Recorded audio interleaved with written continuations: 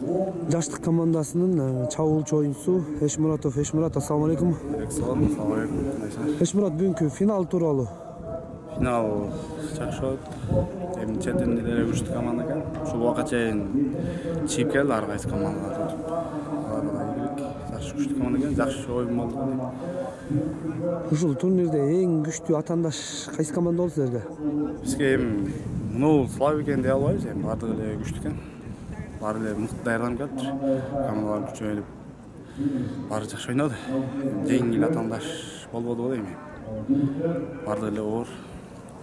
Жаштык кайсыл жактан чогулган команда? Балдары кайсы жерден? Жалаң жалабаттын өзүм балдар. Бир айыл мындайча айткандачы. Бир айылдын эле балдарыбыз вообще. Сер жакта көбүнчө аламан улак чабасыңар да. Анан бул көк бөрүгө өткөндө, аламандан көк бөрү казан улак өткөндө кандай кыйынчылык болбойбу? Бул бизде ооба көбүнчө аламандарда мен былтыр Арген Абдуллаев байкасы аркылуу школага келип окуп бир жыл тартып кеткен.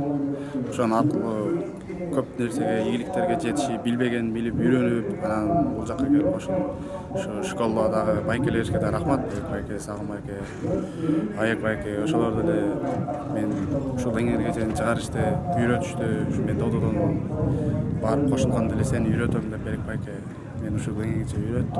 Бул жактан Калик байке, өзүбүздүн жетекчилер, байкелерибиз үйрөтүп ушул деңгээлге чейин чыгышты. Бүгүнкү оюн көрдүңүздөр, өтө жакшы болду эми.